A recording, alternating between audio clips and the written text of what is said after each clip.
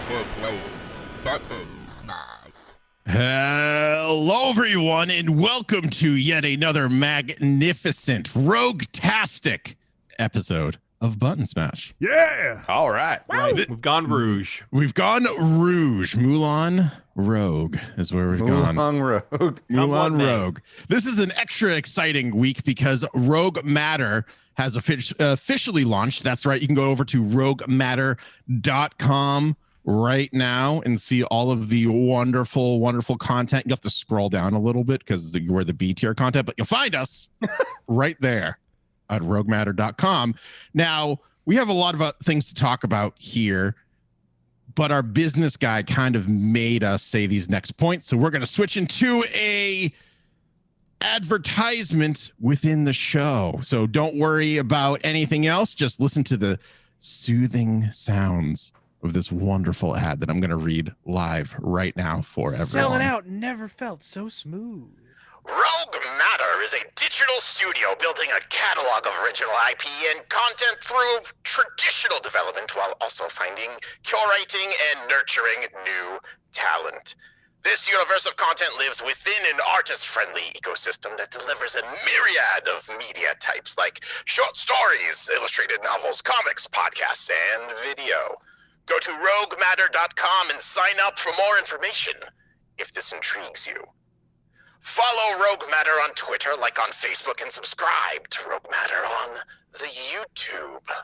And remember, everyone, that we are a Rogue Matter podcast on the Rogue Matter Podcast Network. Gee, thanks, advertisement, Greg. You are definitely not welcome. That guy stinks. I hate him. That's Anyways, weird.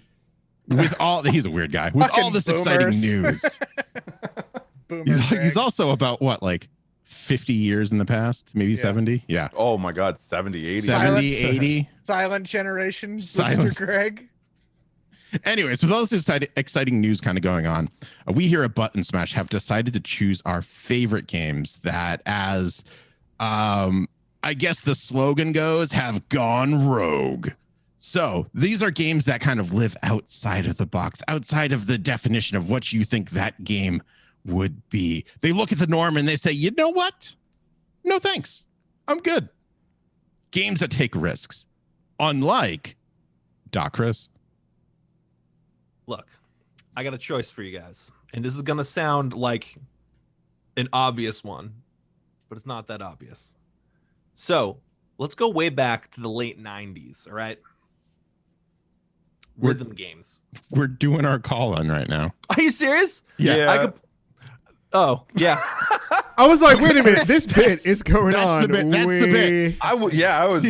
TV How do I follow that? So it's not important. Not Yep, important. I'm not important. Anyways, Doc edit Chris. all the rest of that out. You're gonna take my screen time? Mine? Jay's Mac. I'm so nervous about, like, do I go on for a minute now too myself? Like, do I just dive Yeah, into keep it going. Everyone's doing it. Just keep it Do I going. make Chris feel better? Or do I make No, you guys make feel me better? worse. Or the audience feel better?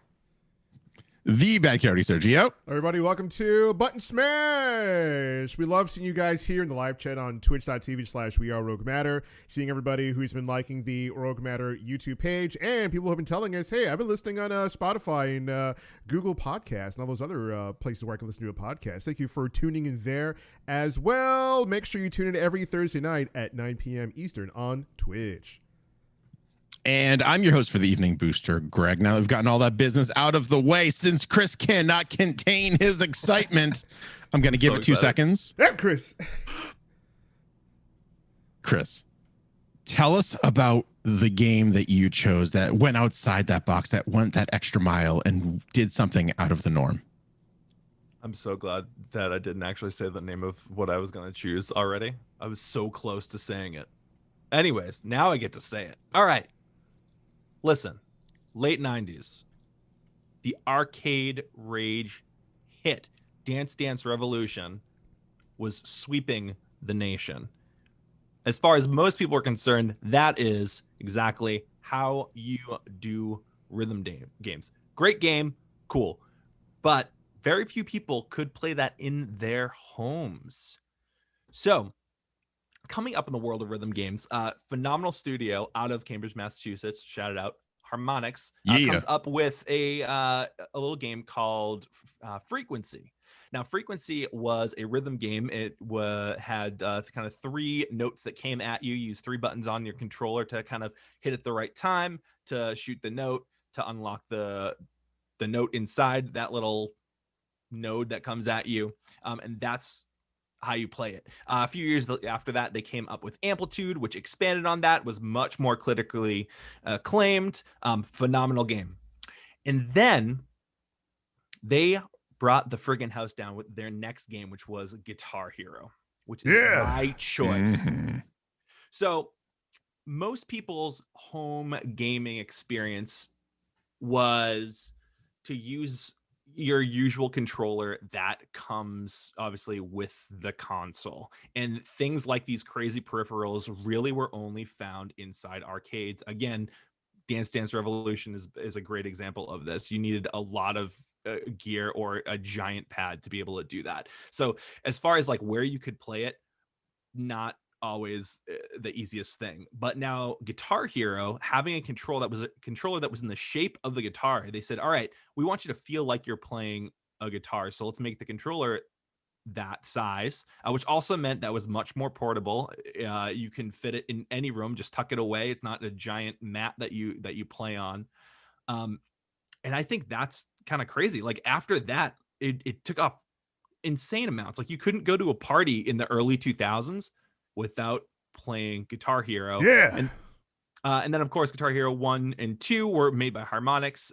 3, they sold the IP to Activision before they teamed up with MTV Games to develop Rock Band, which expanded to both singing and drums. I love Guitar Hero. Have any of you got were any of you guys also obsessed and like also playing this nonsense? Oh my god, were we? It was so ridiculous. Like we played in college, we played out in the dorm, outside the dorm. We had battles. We had people come over. We introduced people to Guitar Hero. I remember who just like, oh, what's that thing? I'm like, oh, it's this rhythm game. You pick this plastic guitar and you play. Whoa! It's a little baby guitar for baby. Yeah, you had people who were like actual musicians, like I can play actual guitar, even though that's not the point. Yeah, that's me. Oh, I can play a real guitar, and then I start playing it and it just sucks so bad at the game. I had friends who were guitarists. Like, this is Dragon Force. I don't understand. I was gonna say, I ended up going, there was definitely several parties that I brought all of my Rock Band gear to, and we just set up shop, and that's what I played all night long. I love it. It got to the point. Song? Ooh. Favorite song? Go. I would say from Rock Band, which I feel like is, well, Guitar Hero was the first one that really brought that a big peripheral. So I'm giving that credit as thinking outside the box. But from original Rock Band lineup, Maps by the Yeah Yeah Yeahs, that drum part is the most fun thing to play in the entire world. Yeah, that was good. I'm gonna say mine was Message in a Bottle by The Police. Good one. Very good. Guitar Hero 2, I think it was. Yeah. I think so. Yeah. I spent a lot of hazy nights playing that game because I was vibing to it, right? That song is just stuck in my soul now. But I know that was the first song I learned how to play well on Expert too, or the hardest difficulty. Super difficult, but awesome. Yeah, it was always a treat when it was a song that you actually really were into at that time, and they started getting more and more modern as the iterations went through. So I remember when what was it? It was Slipknot Before I Forget showed up on there, and we were like, they got this, and they had Avenged Sevenfold, but it wasn't really Avenged Sevenfold. It was as made famous by Avenged Sevenfold, and it's I appreciate this is on here, but it's not the same. Can I take it back now? Killing in the Name of by Rage Against the Machine. That was so good. That song was wild. That was amazing. Yeah. And also so because my friends There's only room on this podcast for one Surge. because my friends and I were super obsessed with Amplitude. One of the songs on there was by a band also Boston native called Freeze Pop. The synth pop Let's talk about rock. Oh, they had a couple different songs, but Let's Talk About Rock was like, oh my god, insane. And the best part about that is that guitar part was freaking awesome. Yeah. But in the actual recording of that song, there is no guitar. They literally added that part just for Rock Band, and it freaking rules. And of course, my love for Amplitude still continues when they did a new version of it a few years ago via Kickstarter. I still, if I just have like a few minutes before we have to go out or something, I'm just waiting for my wife to get ready, I will just pop that on and boot into a song. I still freaking love it, and I have some of the top 3% scores in the world on some of my tracks. Yeah. Dude, at one time I was number 3. Guitar Hero had so many good songs. Like I love playing 6 by All That Remains. I love playing yes. Yeah, especially the breakdown part. So good. So good. The commercial break. Yeah, and of course, as everyone knows, like Through the Fire and the Flames, like playing that on hard or expert. We had friends come over drunk, like trying to play it like on expert, just trying to get that down. Such an infamous song. Like there's so many good songs in guitar. It was just a fun game to play, especially like when they worked with Travis Barker to make like the drums. That took it to a whole other level. Like that was. And I remember it was just like sold out everywhere, and the only way we got it was like our buddy from like GameStop. It's like, I'm holding one for you. Like, that's how you're getting these drums. Like that's the only way. But dude, good pick. Very good pick. Yeah, that was great. Yeah. Yeah, and you know, look, it did pave the way for Rock Band, but it also paved the way for an even greater game, Donkey Konga. Why are you bringing up games that aren't even on your list? Because hey, that game was pretty. That was a pretty fun game. The worst. So here's the impact that Guitar Hero had really quickly. Then we'll move on to Casey and Donkey Konga, I guess. Donkey Konga. Who is this guy? It's got a bongo for a controller. Like the random like Nintendo guys to be like, hey, mention Donkey Konga. Like this game, he has like, so Casey has like remember like Emperor's New Groove Kronk? You have like the 2 Kronks on his shoulders. This is what he goes like, mentions a stupid game that's a joke that's gonna lead absolutely nowhere. And then the other guy's like, no, don't do that. We got a show to do. And then Casey's like, no, I'm with that guy. Anyways, let's talk about Donkey. Anyways, so here's what Guitar Hero kind of did. It was such a cultural phenomenon that got to the point where you had like pretty much Guitar Hero parties, and then it got to where the people or some people would be like, oh, Guitar Hero's not going to be there. Is he? Kind of like that like weird guy at the party. And if you said yeah, that'll be there, some people would just not go. But it also kind of redefined the music game genre to the point where Rocksmith became a thing, which was a Guitar Hero-esque game where you plugged in an actual electric guitar and you can learn the basics and learn kind of how to play some of your favorite songs really quickly. And that kind of feels like, because people are just like, this is too hard. Like they like the idea of being able to learn how to play guitar, but then don't actually like the commitment that you have to put in to learning to play a goddamn musical instrument. But even even Guitar Hero, I was gonna say, even Guitar Hero like inspired a ton of people to actually pick up the instrument, and as really launched like other even like other karaoke games, like SingStar was also another one. Didn't quite hit as heavy as Guitar Hero, but it's up there. And there's another not Dance Dance. Isn't there another dance game Donkey Konga that's on right now? I swear to God, Casey, I'm gonna delete how much did that Donkey Konga guy like hate you, dude? Like how much did he slip you? He's like, hey, you want to make some quick cash there, buddy? I think the last remnants of Guitar Hero or the last influence was really in Twitch Sings, which came out last year, a couple years ago. Yeah, and that was also made by Harmonix as well. It was literally just the singing part of Rock Band put into a different platform. 100%. So there's that. All right, Casey, tell us about Donkey Konga, I guess. I'm not talking about Donkey Konga. I mean, you're doing so well at it. I want to hear more about it. Listen, okay. I mean, I guess I could talk about. No, I'm talking about No More Heroes. Okay. What an exciting game. Picture it. The far-flung year of 2006, when the Nintendo Wii was everybody's hottest new craze.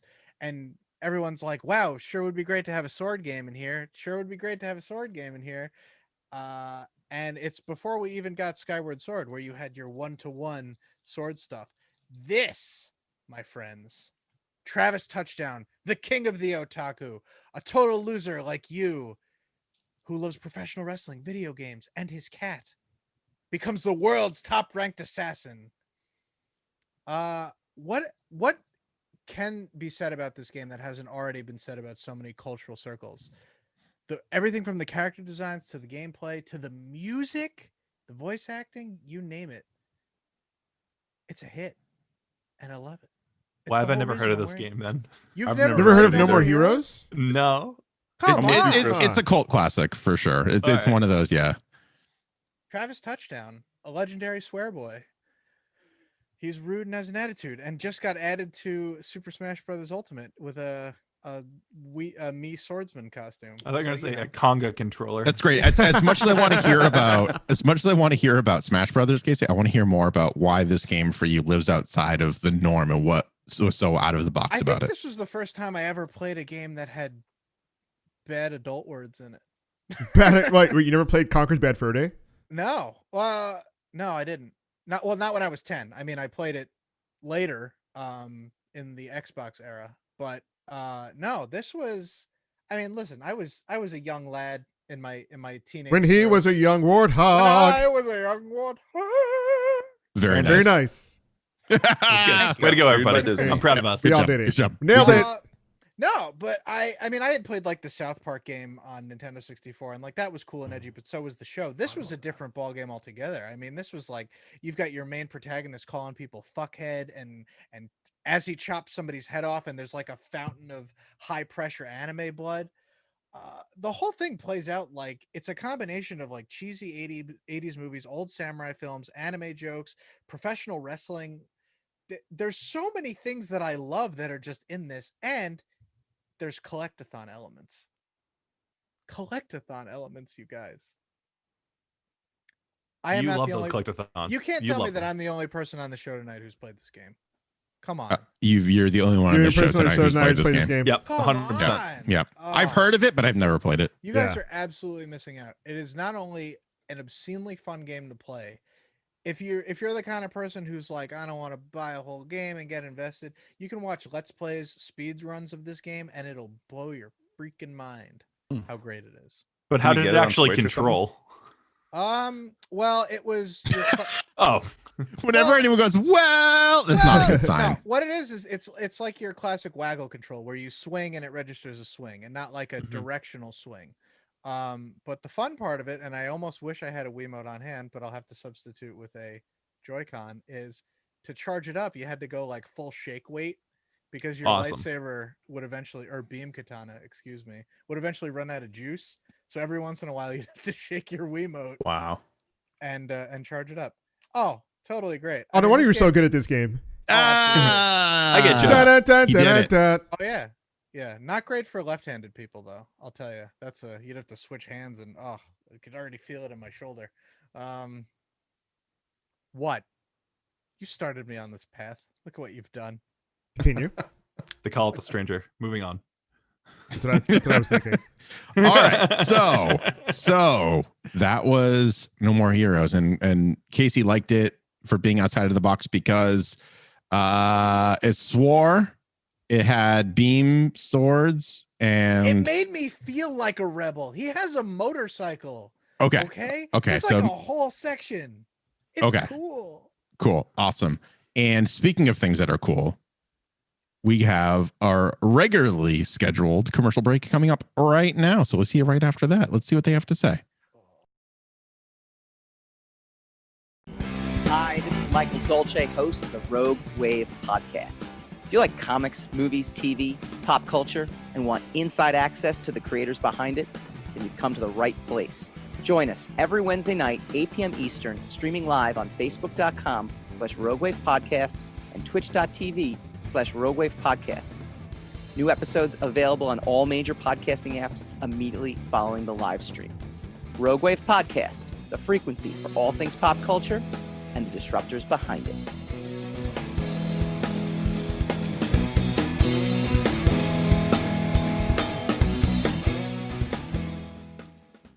If you're just joining us, we are talking about the games that went rogue for us, games that are outside of the norm. Take what you think it's going to be and put it right on its head. And we are going to follow up Casey's wonderful display with Jay's Mac.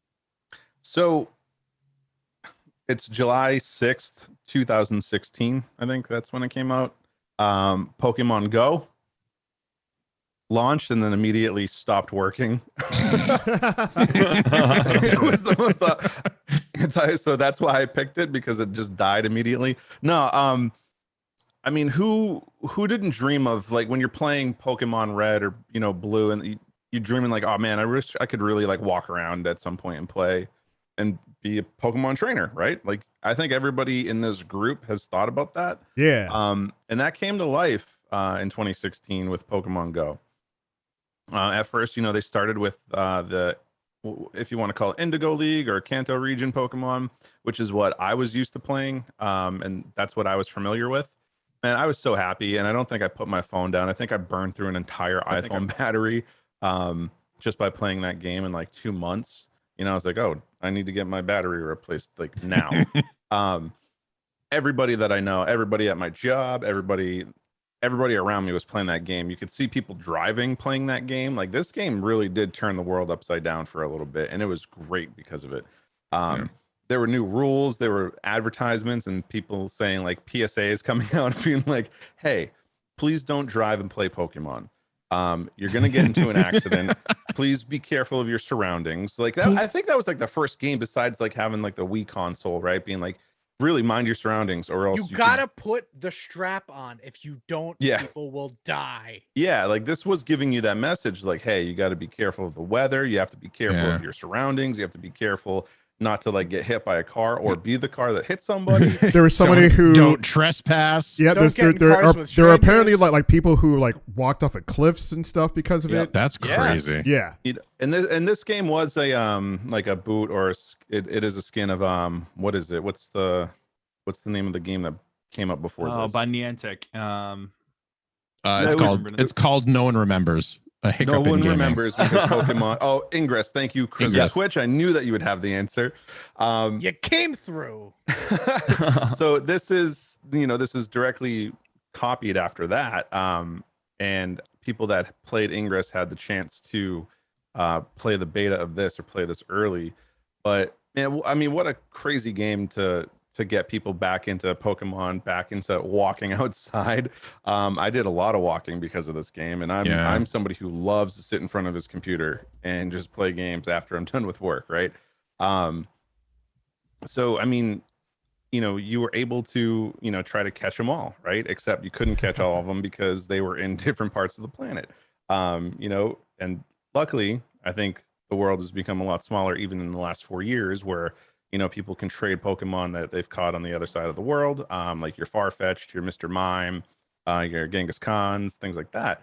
But I mean, this game really did like take over, and that's why I picked it. It's not obviously my favorite game, Rust, but it's it's definitely a game that I admire. And you know, once I like the Johto region Pokemon started coming out, that's when I stopped playing, because I was like, all right, I'm done. Like, I don't know what a Chimchar is. Like, I'm out of here. You know what I mean? Excuse me.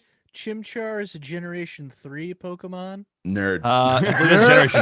It's Generation 4, actually. Right. Look at that. Yeah. I exposed everybody. Catch yourself out of here, nerd. maybe I'm the a-hole who doesn't know what they are. But that's when I stopped. However, I got back into it probably like a year and a half, 2 years ago, and I got really familiar with all of them again, and I found my love for that game again. Since quarantine happened and the community days have stopped and everything like that, you know, everything kind of got put on pause. I stopped with it as well, but it's just been an amazing game and an amazing experience. Yeah, I remember like people like just meeting up at parking lots, like food trucks, like coming through. People like actually caring what team you were on, which Valor was the best red one.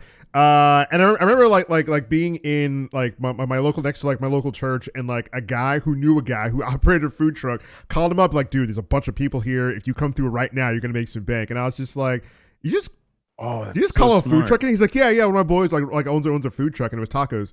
So he was just like, I call him over here, and sure enough, taco truck came through, and I was like, man, let me get about 6 of them things. As we were like walking around here, and it was so funny too, because like a police officer showed up in his cruiser. He was like, hey, so a lot of people are complaining about the noise, but and he looked around here, but it was so chill. He was like, what are you guys doing? And I was just like, oh, and I explained to him, oh, there's this game called Pokemon Go, yada, yada, like it's on your phone, yada. He goes, oh, cool. And he brought out his phone and he was like, this thing? And he downloaded it. It was like a commercial. It was like a freaking commercial. Everyone coming together for Pokemon. I was like, oh my God, this is outrageous. It really was funny, like the weird kind of moments that you have with like total strangers, right? Yeah. Like this game was like, oh, just go hang out with strangers and just go walk with them in the woods, in the field, and Dude. through the city and down alleyways and everything. Bro, it was nuts. Like he went to like a part of the parking lot and like sat there, and you saw him like lean back and he was like on his phone, and I was just like, what? And then he came out, got a taco back into his car, and he was like, "Hey, by the way, you guys just don't stay here at night. Like that's all I asked. Like, and like don't do anything crazy." And then he fucked off. I was like, "That guy's gonna go catch some Pokemon." Oh, big time. Cruising Talk around. about a guy catching Pokemon. Have you guys seen that? Do you remember that old meme where there's that old dude and he's got a bicycle and there's the tray and it's like this big like. Yes, What I is know it, what you're like- talking about. It's like a wireframe. Oh, he's yeah, got yeah. stands for like 40 phones, and he's just like, do. Yeah, Yeah, it's yeah. this guy. Awesome. I think in Japan who like rigged his bike with all these different phone mounts, and he has like 100 different phones. Yeah. They're all Tell you playing something. Pokemon Go. There are, at least at the time that Pokemon Go was hot and fresh, there were tons of guys like that in New York City. Yeah, Tons of them. It was insane. Well, it's also so super crazy, right? Because like you had kids who were just learning what Pokemon was at that time, right? And then you also have like 90-year-olds who are like, oh, what's this? I can do this while I go for my morning walk. And they're just like, this is fun. And they're just like, okay, I bopped it on the head. Now what do I do? You know? I bopped And I'm it like, on the Grandma, head. trade me your effing, shinies and stuff. My Just like, okay. grandson taught me how to throw a curveball. Yeah. But what I found really funny was like there was one morning, like I took the laziest route about playing this game still, right? Like I was still driving around, like looking at it, and I hope nobody sends me a ticket. Any of my people that know me that are cops and stuff, but driving around and like just like trying to walk your eggs and hatch them and everything like that. But there was these moments I'd stop at different, gyms, different Pokestops, and you'd be just sitting there hanging out, and all of a sudden you'd see another car pull up next to you, right?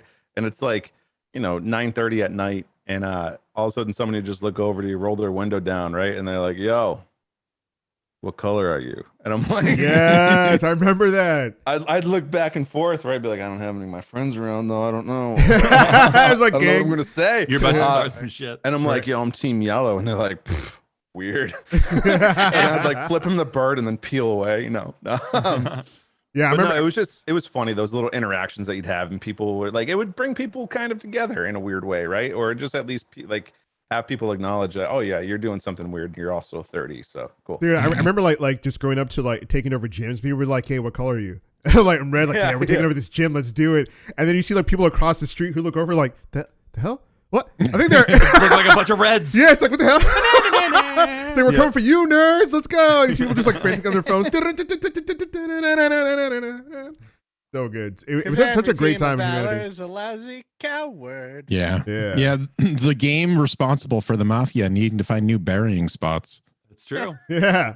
Also, keep in mind that they have announced that Pokemon Go will have Pokemon Home support by the end of the year. Just saying. Yeah. Still lives Oh, on, yeah. still kicking. Yeah. But it's weird. Nice. There's still factions of people that like actually dislike you if you have like, I'm team blue, I'm Mystic, I think that's what it is.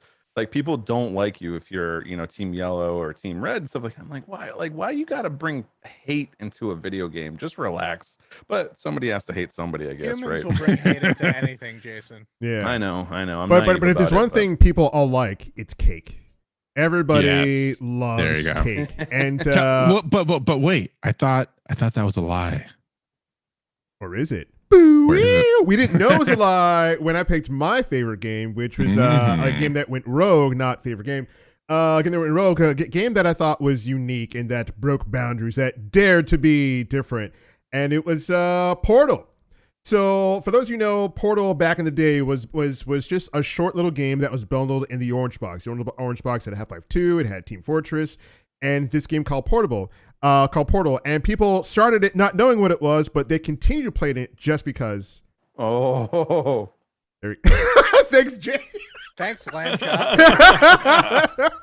That threw me off. I didn't expect that. That joke dedicated to Jace Mack. Yeah, he loved it so much. Specifically. He's like the guy to yell at, like who laughs like a bit louder than anybody else. And she's like, "Yep, that joke is for that guy right there. I'm just gonna write it down and give it to you, sir. Here you go." But yeah, dude, I love Portal. Like, not only because it's just such a unique game, but because it messes with your mind. So for those who've never played Portal, weird. It's a game where you start off not knowing who you are. You play as this person named Chell. You wake up in this science facility, and this voice is telling you to go through this hole in the wall. And you're like, okay. And as the game goes along, you have to solve puzzles, and you're not told what to do. Very vaguely. There's signage, there's ways to open up doors and portals. You see offices behind some plexiglass, but you don't see anyone. Okay, so you continue through the game, and you see these portals opening up. Okay, so in order to progress through the game, you have to solve puzzles in these unique puzzle rooms. And I remember playing this thing being like, how the hell do they make this? Like the physics alone and how you have to solve puzzles in each individual room, coming up with the portal gun was insane. And this was done by 10 people. Like they were originally students from, I forget the name of the university, but they basically like got the rights to make this game. Like Valve was really impressed with the game they were making beforehand, which wasn't this game, Portal. It was something else. And Valve was like, okay, like let's have you make that game. So as development went along, the game kind of like changed gears over into pre-Portal and then eventually Portal, which is insane. There was like 10 people that did this. But what I really like about Portal is that the way you have to solve puzzles. So you have this portal gun that gives you an in and an out, right? And you have to press a button in order to get to the next room to solve the riddle, to solve the puzzle, like what's going on. And then eventually you are introduced to this artificial intelligence named GLaDOS. Now, she sounds kind of robotic at first, but as time goes on, she sounds a bit more than that. She kind of has a personality, and she kind of like makes jokes. The jokes are kind of dark. and then later on, as you get more and more into the facility, she's kind of like peeved that you're solving the puzzles and you're getting through the games, and you see more and more office rooms off to the side of these test chambers, but you're still not seeing anybody. So you're just like, what's going on here? And I remember thinking how eerie this is. Like I'm this no-name person able to use this gun. I have to get through this facility, and this robot is kind of like guiding me, but also kind of pissed that I'm solving the puzzles. And I thought it was just so cool. And then you get to the realization that, something happened here. Something very dark happened here, and something dark happening here still. And as you go along through the game, you find out that this artificial intelligent robot killed everybody in this facility. HAL 9000 style. Baby. Yeah, by releasing deadly neurotoxins into the facility. And you find this by like you find her room. You're not supposed to find her room. You find this off-beaten path where you see a little text that says the cake is a lie. And you're like, what's going on here? And you get behind one of the little back panels that's not so polished, that's not so scientific looking. It looks like somebody before you tried to break out and go through the facility. Yeah, the Rat Man. And you're like, oh man, something dark's going on here. So when you reach GLaDOS, you're like, well, you found me. And then you take one of her modules, you throw it into an incinerator, and she's just like, oh, I now know what that module did. It actually prevented me from releasing the neurotoxins. It was like some kind of hold from. It was to prevent her from killing people, and then she started killing people. And then she's like, I'll kill you now. And then you have to kill her and go through the whole thing. Did you guys play Portal back in the day? Like when like when it was new and shit? When it was with Orange Box, yeah. Yeah. Oh yeah. 4 years ago, I believe, is when I finally played Portal. Wow. I finally got around to playing it. Yeah, that and Portal 2 as well. I was and gonna say 4 years ago you would have been able to back them. Yeah. Yep, I was able to back them, and then after doing that, I enjoyed it so much I started playing Half-Life, and then I updated my computer so I can no longer play it until I find another way to play Half-Life. Now, but when you guys first experienced Portal, I mean, I thought maybe you guys do too. I thought it was genius, like using physics to get through the puzzles. Like you can make infinite portals by shooting a portal on the roof, up at the ceiling, and a portal directly below your feet. You start going faster and faster and faster, then you have to aim at a wall, shoot a portal across the room, and then you start darting across the room, and then you get through the puzzle. I mean, I thought that was my crazy sandbox. Absolutely crazy sandbox. Portals. Yeah. What was your first impressions or your overall view of the game? I think for me, what the shining or the crown, the jewel on this crown for me was the comedy behind it and the writing. The puzzle mechanics were great, and they definitely impressed me and made me kind of think differently about how to approach like a puzzle. But having a robot woman taunt you the entire time, and then finding these nooks and crannies with like graffiti on there talking about like companion cubes and like hearts around them and all this stuff, and just like the reading between the lines that can be done through this very small game. Like it wasn't long, if I remember correctly. It was maybe what, 3-4 hours, maybe that. It's been a very long time since I played it, but like the possibilities for what was going on in this world were limitless. Like a lot of people are like, oh, this is taking place in the Half-Life world. Oh, maybe it's not. Like what's going on? It's after the 7-hour war, and the Combine have already taken over. Yeah, it was just all like very interesting, and you wanted to keep on playing, not just to solve the puzzles, but to like figure out who is this person seemingly talking to you through all these puzzles. Why are you trying to be killed this whole time? Like what is going on? And you don't really get too many answers in this game. It's number 2 when that hit is when they really just like took it balls to the walls and just like immediately solidified the success of this franchise, in my opinion. So, and we all know that Portal 3 is not going to happen ever because, you know, Valve doesn't do 3s. Things come in 3s unless you work for Valve. Yes, correct. Yeah, this game was crazy disorienting for me, but at the same time, I think I finished it like really quickly. Like you said, Greg, like in a couple of hours. It was one sit-in for me. Yeah. And when I came out of this game, I was like just so like in a weird mood, right? Like I think I went and talked to my roommates at the time. I was living in a house with like 6 people. And I just came out of my room out of nowhere, and they're just like, "You okay, man?" And I'm like, "I don't know." They're like, and I'm like, "I just played a game." I've had a very emotional experience with my robot mom. And I was like, things are just kind of weird right now, man. I was like, I need nobody to talk to me for a little while. Yeah, and like they just left me alone. They saw how weird it affected me, and it's not like written to be an emotional game, but it's just the tone. Like you said, it's just like a really eerie atmosphere. And that's what did it for me. Those games kind of always make you feel like super alone, and you are alone in this game. I get it, but like even if you're playing in a room full of people, you still feel weird. Like you feel strangely. I just remember right? like just I've never played a game like this before, like that, and just the way that there wasn't like a narrative saying go here, go there, shoot this. There weren't really bad guys, there weren't good guys. It was just you in this facility with I believe I thought like GLaDOS was a person at first, guiding me through, and I was like, wait, she sounds kind of like robotic. I don't know, it's probably like a robot just to get me through here. And just the feeling of like I have to count on myself to get through this, and just not being told what to do, and being able to try until I got to solve the puzzle for each room, and each room got harder and harder. And later on, they like, you know, gave you advanced mode and like time and like more puzzles and stuff like that. But I never played a game before where it kind of just let me do my thing to solve the riddle for each different room, and I thought that was fantastic. Yeah. The special look behind the scenes when you go like into the rafters and all of that was a really nice touch. This game also did pave the way for a lot of other similar genre games, in my opinion, anyways. Like Talos Principle is a good example of that, where you have a voice kind of like taunting you a little bit, telling you where to go and where not to go, but you get these puzzles and you get a hint, and that's pretty much it. And you're just like off on your own. So this, I think, kind of made that genre popular. Was BioShock after this too? Yeah.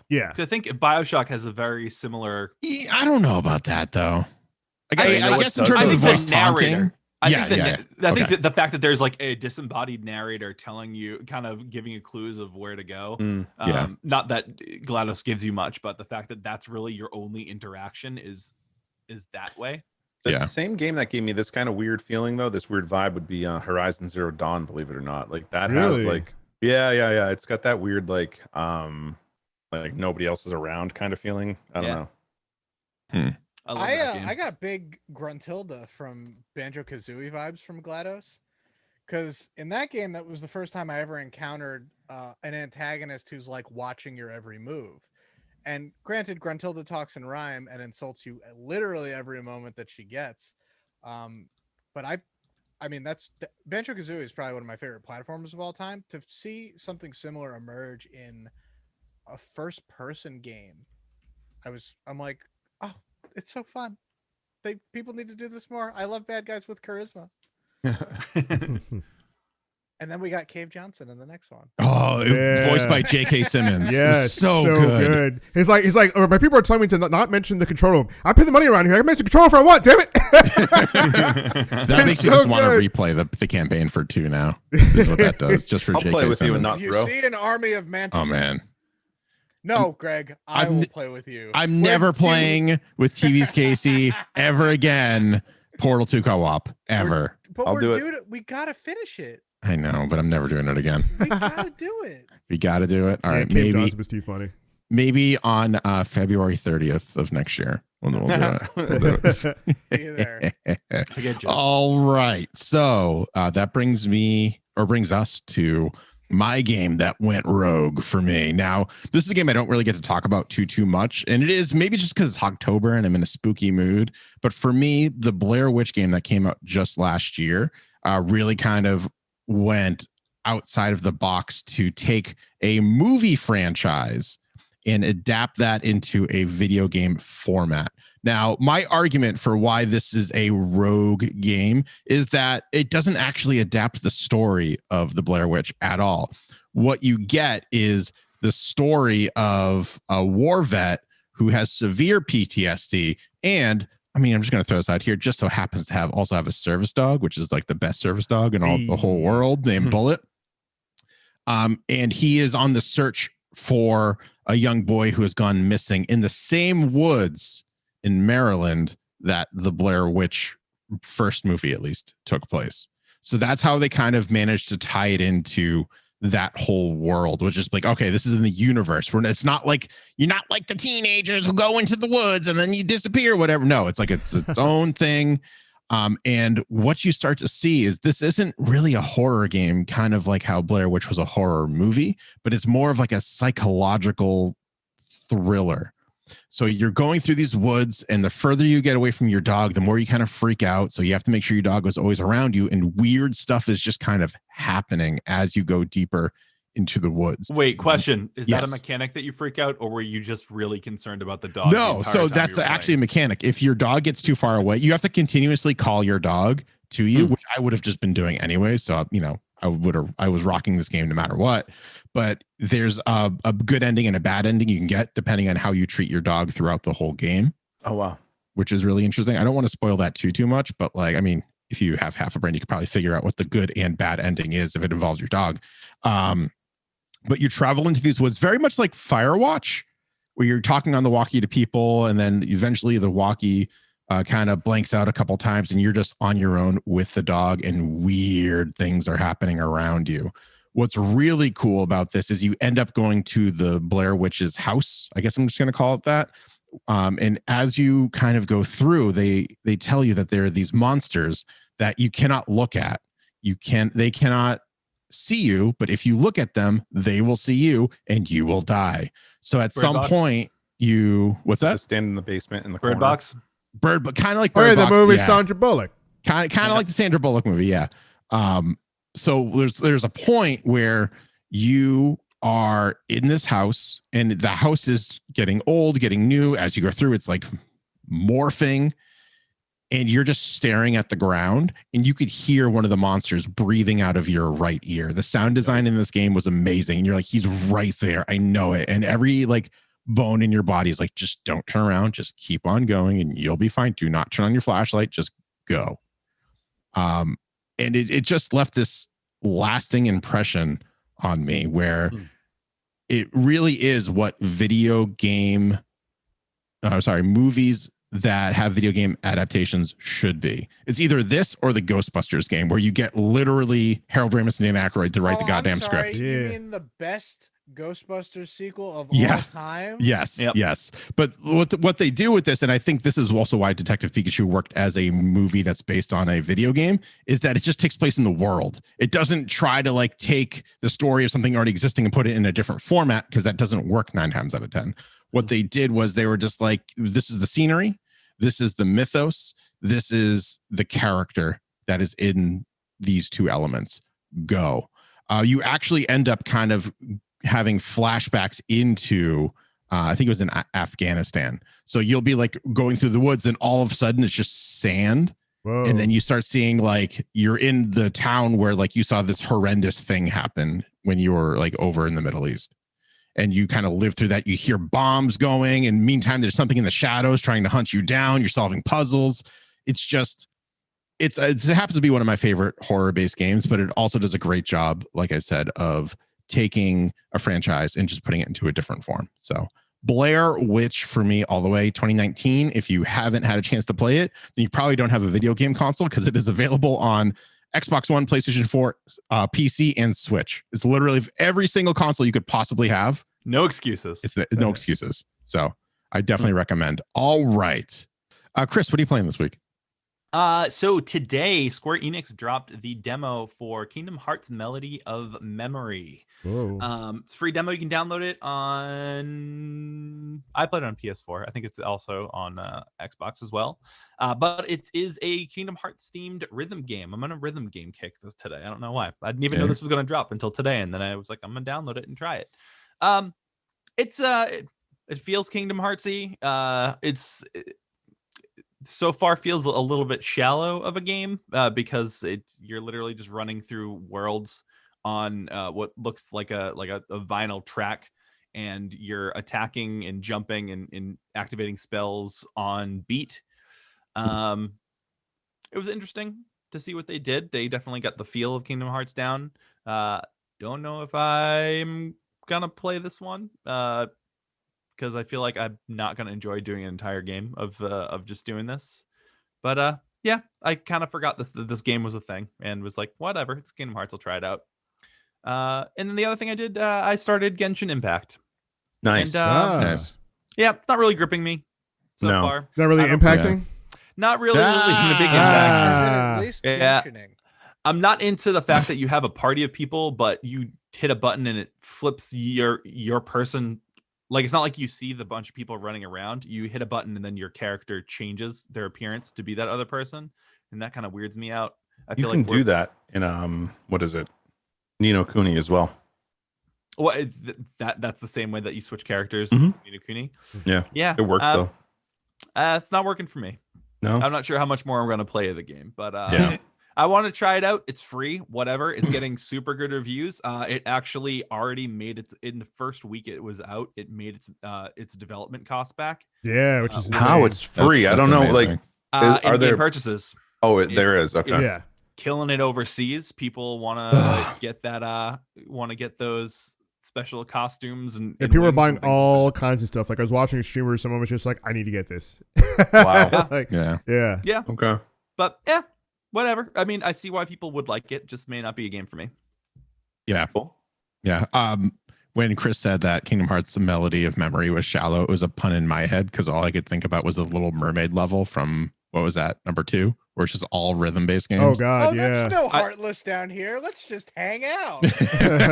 You know what? I Thanks. forgot. I think I said this before, but I was so excited in Kingdom Hearts 2 that was a rhythm game because I hated that world in Kingdom Hearts 1. I hated the swimming mechanic so It was much. it was terrible. It was terrible. Yeah. But yeah, I mean, whatever. It's a mediocre rhythm game. It's all good. Yeah. Yeah. All right. Casey, I feel like I'm going to know the answer to this, though. Playing Animal Crossing. Yeah. How many hours now? I don't know. I gotta fire it up, but it's definitely over 1,600. Jeez, holy crap! What's Damn. there to do anymore? I'm stocking up, man. I'm waiting. I'm saving up my Nook Miles tickets for future updates. I'm getting everything just Wait. perfect enough to keep my dream code updated. Is there foliage in this game right now, or at least like orange trees? Oh, it's turning orange, baby. We're in the Okay, middle maybe of I'll it. log in and just look at it. Oh, I just won't play. Just bask in it. With Casey's getup right now, talking about Animal Crossing, he gets that like weird uncle vibe. That's what I'm getting right now. You kids, The Final Fury hat. thing. You Yeah. kids want to go to my private island? Thing or two. I've been playing Animal Crossing since you were in diapers. All right, 2003. I've been paying back that raccoon bastard for 17 years. damn. Uncle Casey's private island. Oh man, that sounds dreadful. All right, Jason, what are you playing? What is it? Week 3 rust free, right? That's Rust the saying. free. That's the saying, yeah. And Um, then it's week 4, rust no more. Yeah, Yeah. and then after a month, you get the chip. I get the chip after a month. Okay. All right. It's a rusty chip. I played Hades again. Hades. And I got to the final boss. Surprise, his name's Hades. Holy shit. Whoa. Didn't see that coming. Whoa.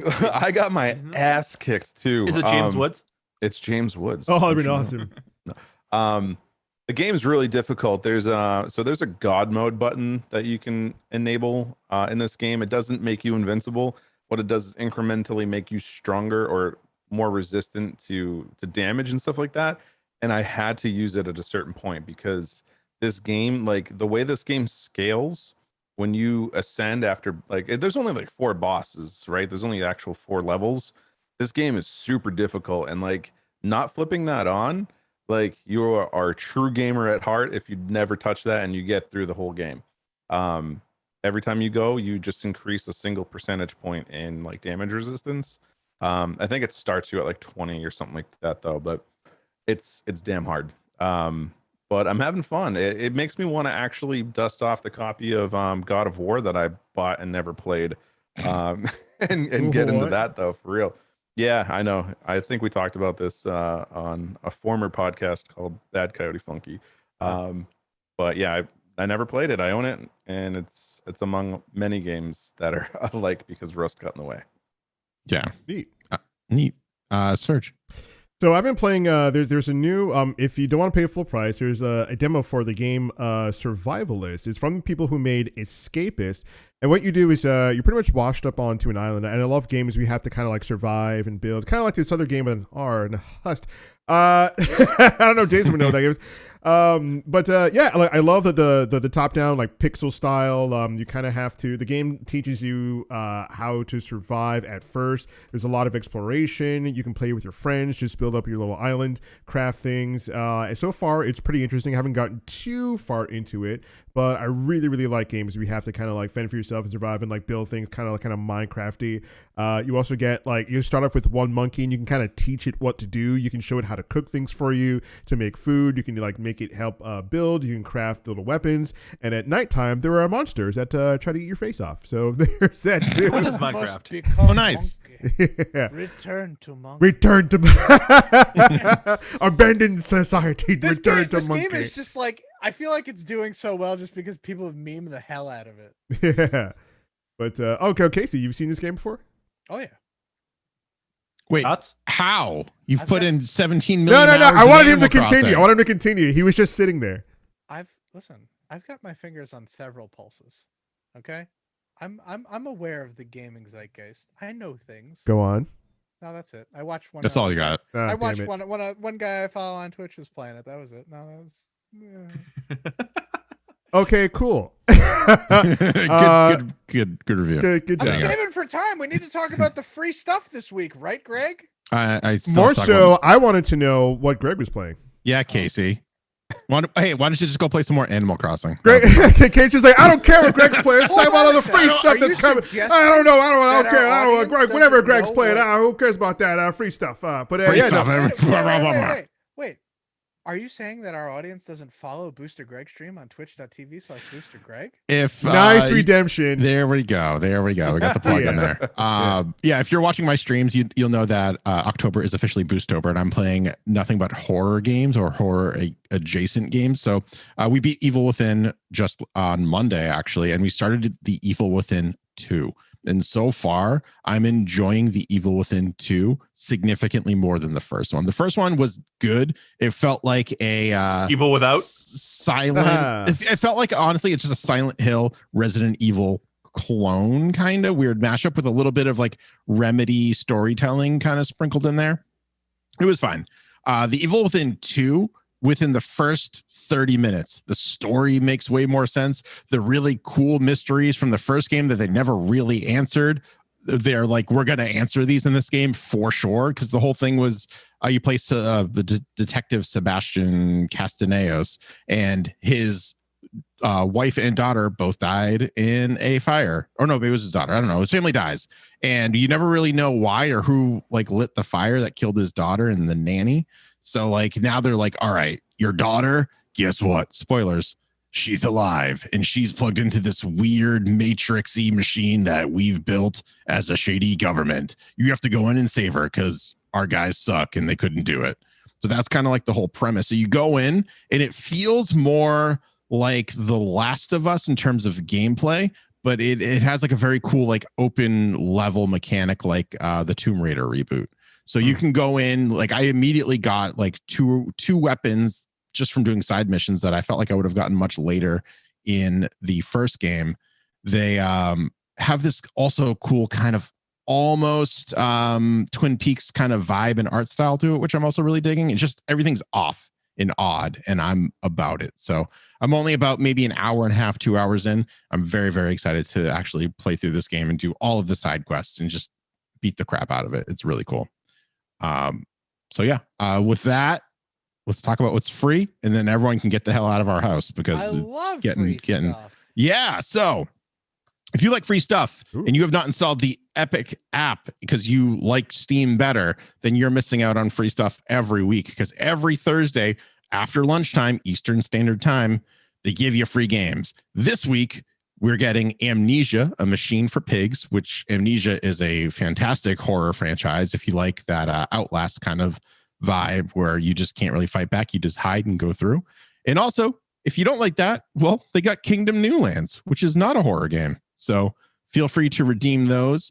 Also, this happened. I probably should have checked to make sure that it's still the case, but last I checked, Sonic the Hedgehog 2 was free on Steam. Yeah. So be sure to go pick that up. And that's everything that we have for tonight. I want to thank everyone for hanging out with us live on Thursday nights at 9 p.m. Eastern Standard Time at twitch.tv/weareroguematter. And remember, if you're joining us late, roguematter.com is now officially live. Go over there, give them your email address so they can just give you lots of ads. Just kidding. That's not what they're going to do, but you're going to get updates about roguematter.com. Follow them or like them on Facebook, whatever the vernacular the kids are using these days. And you can also find us, Button Smash, part of the Rogue Matter Podcast Network, on YouTube, right here on twitch.tv/weareroguematter, Apple Podcasts, Spotify. Basically, if you listen to a podcast somewhere, we are there. Until next week, we'll see you next time, or we will see you another time.